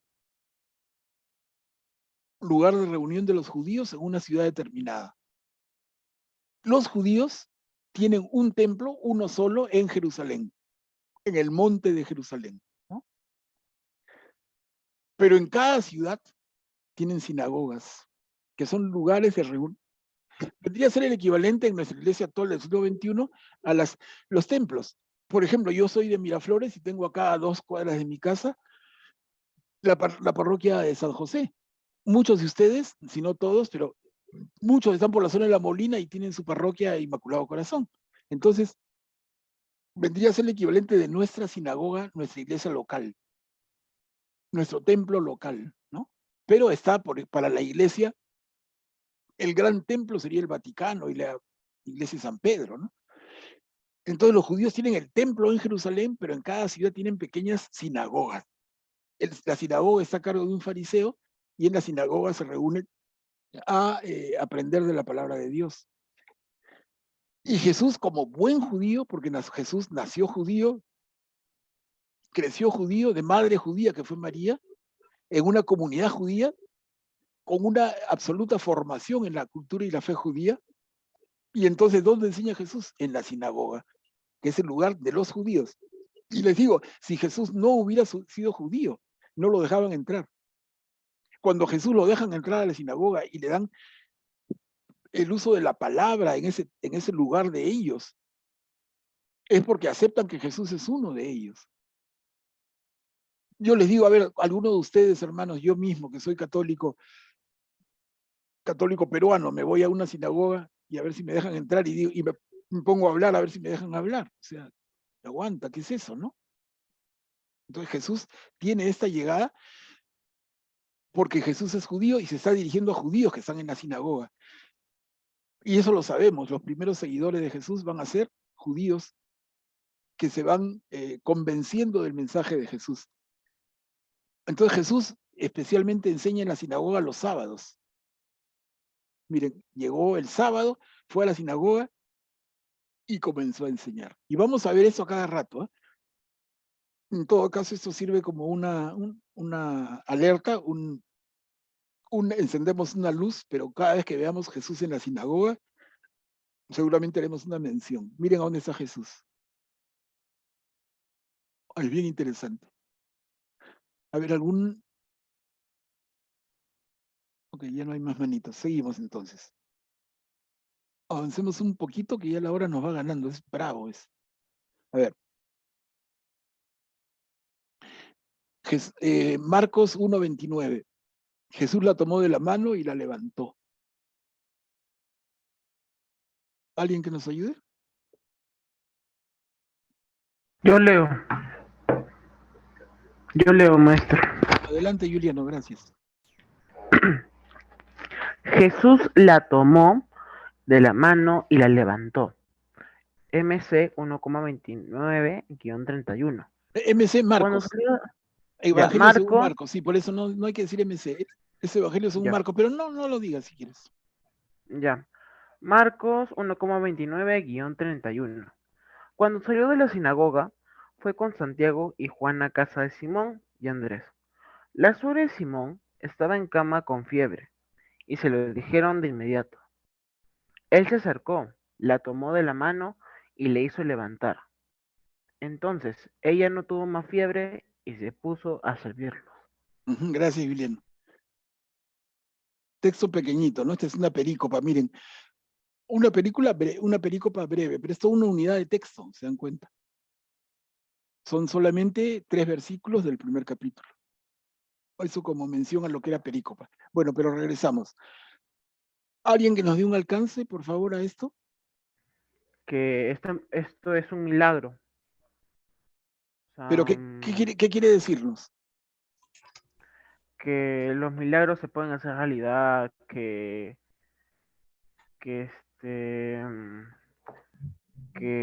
el Señor como que,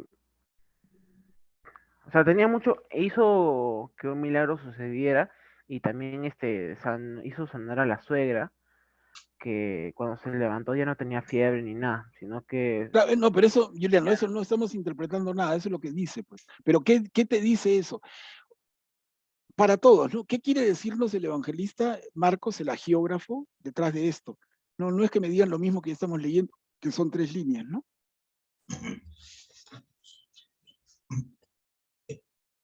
Hermano. Adelante, Josué. En este versículo, creo que el único versículo donde se hace hincapié de que Simón tenía una suegra, que era casado. Sí. Luego, claro. Nos da a entender de que el poder de Dios era para todo, que hasta la fiebre le increpa y le hace que se vaya de la suegra de Simón. 2. Y 3. Hizo mucho la suegra cuando se sana y se pone a servirlos. Nosotros nos sanamos de una enfermedad y no servimos a nadie. Claro. Bien, Josué, gracias. Miren, José nos puntualiza algo interesante, ¿no? En primer lugar, dice, acá está clarito que Josué tenía una suegra, y eso significa que que Simón, o sea, Pedro, quien va a ser Pedro después, quien reciba la llave del reino, ¿no? Es casado. ¿Qué tal horror, no? Miren qué interesante. Nosotros diríamos, qué horror. No, tiene que ser soltero. Y no, para nada. Y tenía hijos, de todas maneras, porque el judío que no tiene hijos es como un árbol que no da fruto, ¿no? Entonces, interesante primer punto de Josué. Pero a ver, les doy la palabra. Acá también se ve, Manuel, que Jesús sanó en sábado. Lo que dice cuando salió de la sinagoga, ¿no? Claro, es el mismo sábado, sí. Germán está levantando la mano. Activa tu micro, por favor. Bueno, acá me llama la atención, Jesús toma de la mano. En muchas otras parábolas también Jesús toca, por ejemplo, el oído del sordomudo, toca la mano del leproso. Entonces hay una enseñanza interesante, ¿no? Porque me parece que nos invita en todo caso a que ese acercamiento de Jesús a estas personas desválidas es una enseñanza para nosotros, que a veces tenemos temor de acercarnos a otros, ¿no? Con esa humildad, con esas ganas de curar, de sanar, de inspirar, ¿no? Y la otra parte me parece la reacción, ¿no? De la suegra, que también, como ya creo que lo han dicho, es una respuesta inmediata. Después que te viene, digamos, el milagro o tu petición se hace realidad, entonces a veces no sabemos corresponder inmediatamente, ¿no? Entonces, algo de eso me parece que hay una lección ahí Claro. a tomar en cuenta. Claro, excelente, Gracias, excelente gracias. punto. Sí, gracias Germán, y has puntualizado lo que dijo antes nuestro hermano, ¿no? Esa actitud de la señora, la suegra de Pedro, inmediatamente curada, se puso a servirlos. Es una actitud, miren, qué parecida a la actitud del discípulo cuando Jesús lo llama. Jesús le dice, sígueme, y él de inmediato lo sigue. Jesús cura a la señora y la señora de inmediato lo sirve.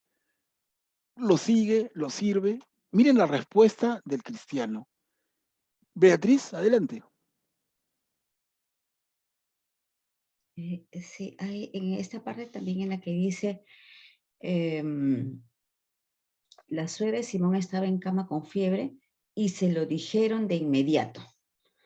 O sea, como que ellos quieren mostrar la confianza, que se lo quieren dar a él, ¿no? Se lo quieren entregar a él, este problema que tienen, esta situación que tiene la suegra, como mostrando que tú puedes hacer algo.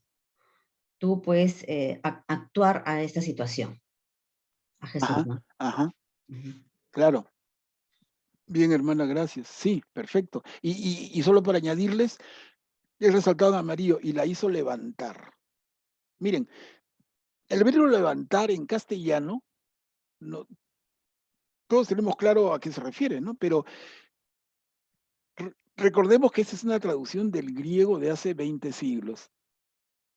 Y el verbo levantar en griego tiene un significado mucho mayor, ¿no? Va en la misma línea de nuestro término, de nuestro verbo levantar, pero tiene una profundidad mayor. Miren, les doy como pista, en la parábola del domingo, del mal llamada del hijo pródigo, ¿no? El hijo dilapida la fortuna, está pasando un momento horrible, tiene hambre, se arrepiente, y si ustedes leen el texto, y si la traducción de su Biblia es así fidedigna, porque hay diferentes palabritas, pero van a ver en algunas que va a decir, y entonces el muchacho se levantó, y es el mismo verbo, se levantó y regresó a la casa de su padre. Miren acá, la suegra de Pedro se levantó y se puso a servirlos. Levantarse en el sentido griego tiene un significado más profundo y tiene que ver con volver a la vida. Y eso, que si quieren tomen nota, confírmenlo, así de lindo es, así de lindo el texto. O sea, así como el hijo pródigo vuelve a la vida cuando se levanta y regresa a la casa de su padre, así en ese sentido, en esa figura, la suegra de Pedro vuelve a la vida y los sirve. Y le da un significado. ¿Para qué vuelve a la vida esta mujer? ¿Por qué no se murió nomás? Con todo el respeto a la vida humana, les digo, pero poniéndonos así bien fríos, ¿no? La señora está, no sé si es una persona mayor, está enferma, déjala descansar. No, la señora vuelve a la vida y vuelve a la vida para servir. Como el hijo que estaba enfermo y pasando hambre en la parábola del domingo, y vuelve a la vida para pedirle perdón al Padre. Y para recibir el perdón del Padre, que es lo más grande, ¿no?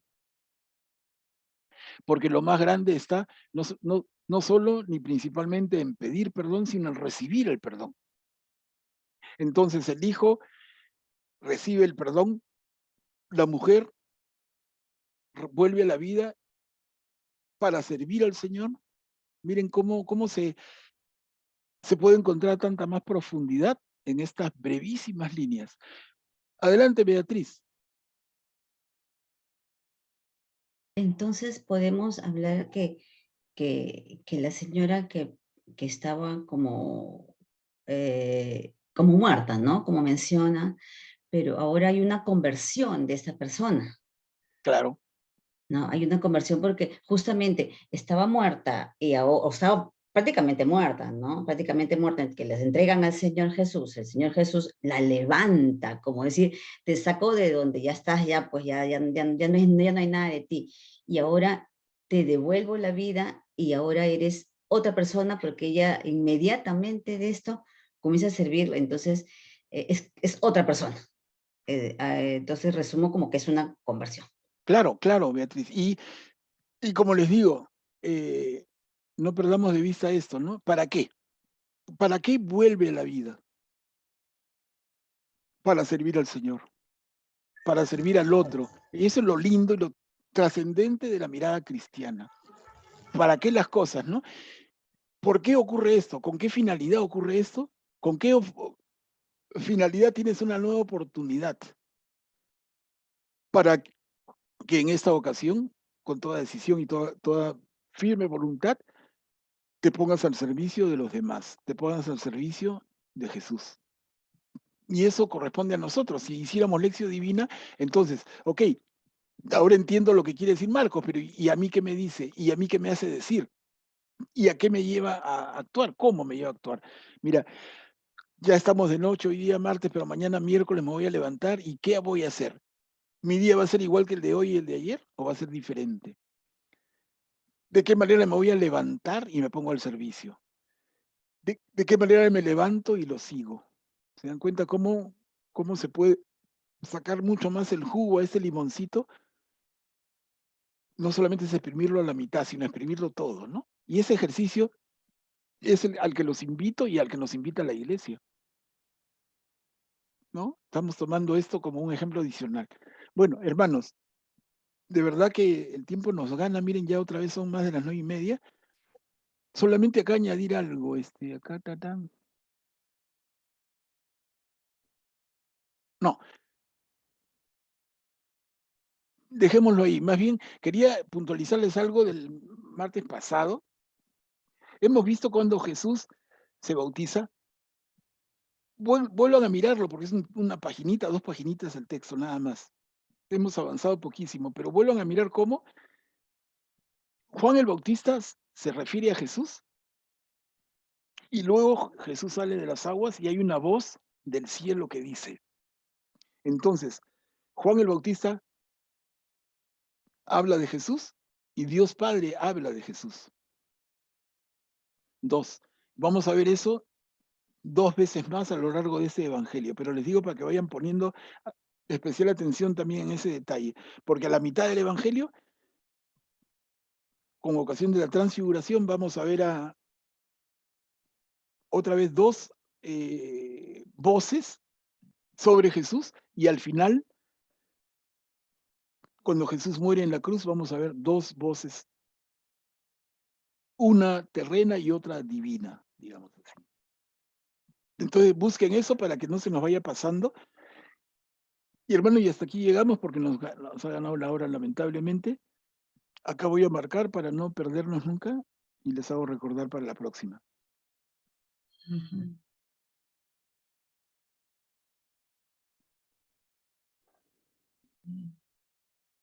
Gracias, Manuel.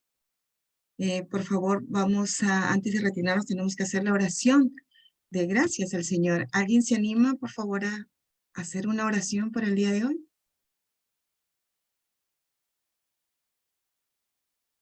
María Cristina, ok, adelante, gracias. ¿Activas tu micro? Ya, es una oración bien común, pero siempre la tengo presente. Señor, te damos gracias por todos los beneficios que hemos recibido. A ti que vives por siempre. Amén. Amén. En nombre del Padre, del Hijo. Amén. En nombre del Padre, del Hijo y del Espíritu Santo. Gracias, María Cristina, gracias. Gracias, hermanos. Gracias. Gracias, Marlene, por todas las Gracias, enseñanzas. Manuelito. Buenas noches. Gracias mucho. Buenas noches. Próximo martes. Gracias.